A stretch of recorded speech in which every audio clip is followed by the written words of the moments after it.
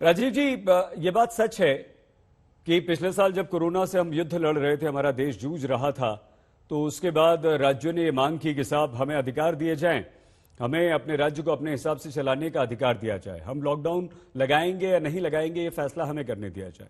गौरव जी ने भी इसका उल्लेख किया अभी, और वो दिया गया राज्यों को अधिकार, और राज्यों ने अपने हिसाब से वो किया। आपको लगता है राजीव जी कि इसका फायदा हुआ, और जो आप कर रहे हैं, जो राज्यों ने किया, वो कहीं ना कहीं ठीक था, या एक सही दिशा में वो बढ़ रहे थे या नहीं? देखिए, मुझे ऐसा लगता है राज्यों को ये अधिकार होना चाहिए अपने अपने राज्य में, जिलों में जो डिस्ट्रिक्ट एडमिनिस्ट्रेशन है उसकी अनुशंसा के आधार पर किन जिलों में माइक्रो कंटेनमेंट जोन बनाए जाए, किस तरह के एहतियाती कदम कहाँ उठाए जाए, कहाँ पूरी तरह से लॉकडाउन आवश्यक है, कहीं आंशिक ढील दी जा सकती है। इन तरह के फैसलों को लेने का अधिकार राज्य सरकार को इसलिए होना चाहिए कि पुलिसिंग पूरी तरह से उसका क्षेत्राधिकार है और स्टेट सब्जेक्ट भी है। तो लॉकडाउन में पुलिसिंग का रोल बहुत ही इंपॉर्टेंट है।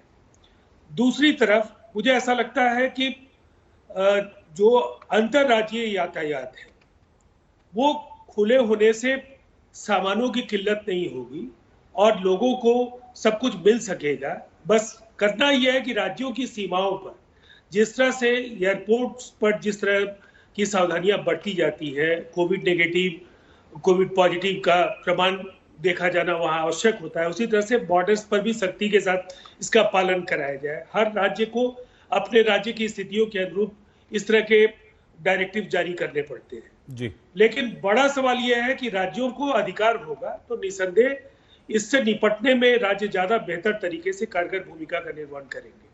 लेकिन मैं एक बात जरूर कहना चाहूंगा, लॉकडाउन का फायदा तो निसंदेह हुआ है, आंकड़ों से इस सच को झुटलाया नहीं जा सकता है। और लॉकडाउन एक कारगर कदम है, लोगों की आवाजाही कम होगी, लोग एक दूसरे से कम मिलेंगे, तो जो घनी आबादी के जो इलाके हैं वहां तो निश्चित तौर पर इससे काफी फर्क पड़ना है। और इसीलिए लॉकडाउन की प्रक्रिया कैसे उसका क्रियान्वयन हो, ये अलग अलग राज्य अपने तरीके से सोचें, लेकिन ये एक कारगर कदम है।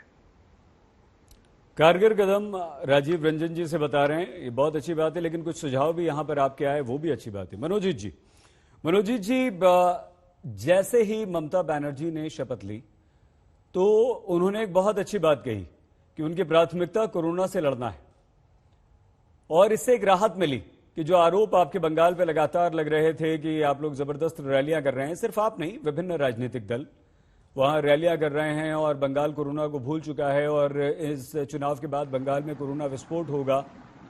लेकिन ममता बनर्जी के शपथ ग्रहण के तत्पश्चात ये जो आश्वासन था उससे राहत मिली।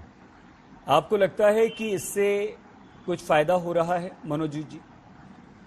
बिल्कुल। देखिए, एक हफ्ता पहले ही हमने एक तरह का लॉकडाउन यहाँ घोषित कर दिया था। तब ममता दी शपथ नहीं लिए थे, लेकिन गवर्नमेंट की अटकर गवर्नमेंट थी, वो एक तरह का लॉकडाउन हम यहाँ पर चल रही है। केसेस भी कम होते जा रहे हैं, लेकिन अभी तक उतना कम नहीं हुए हैं।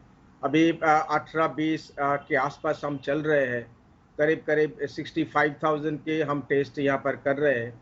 लेकिन जो हालत है, ये हालत खराब हो सकते हैं, इसलिए हम बहुत सारा प्रिकॉशन ले चुका है। कैसे हम ये बात, मेरा एक छोटा सा मैं आपको एग्जांपल दे रहा हूँ। जो मेरा यूनिवर्सिटी है, जादवपुर यूनिवर्सिटी, वह हमने एक सेफ हाउस बनाने की कोशिश किया है, और सरकार को हमने लिख के, सरकार ने तुरंत हम लोगों को परमिशन दे दिया है। एक हॉस्टल को, बॉयज हॉस्टल को मैंने, जो एकदम कलकत्ता के बीच रास्ते में होते हैं, बॉयज हॉस्टल को हमने पूरा सरकार को दे दिया। इसी तरह बहुत सारा सेफ हाउस सरकार ने भी बनाया, सरकार प्राइवेट अस्पताल मिलके हमने बनाया है। क्योंकि आपको ये मालूम होना चाहिए, अस्पताल में हर लोगों को हम बेड अभी नहीं दे सकते, इसलिए सेफ हाउस बना रहे हैं। जिन लोगों को माइल्ड और मॉडरेट इन्फेक्शन है, उन लोगों को वहां पर इलाज, उन लोगों को वहां पर ट्रीटमेंट हो रही है। तो इस तरह का लगातार इनोवेटिव कोशिश हम जारी रखते हैं। और ये भी एक अच्छी बात मैं आपके साथ शेयर करना चाहता हूँ कि 23 डिस्ट्रिक्ट में से करीब 5 या 6 में ज्यादातर केसेस नहीं है, 100-200 के आसपास से केसेस है।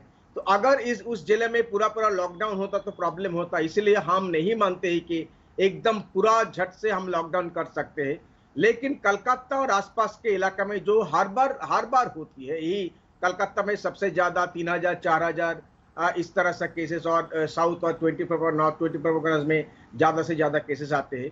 तो हम लोग यहाँ स्ट्रिक्ट लॉकडाउन एक तरह का बनाने की कोशिश कर रहे हैं, और लोग काफी सारे आगे आ चुके हैं।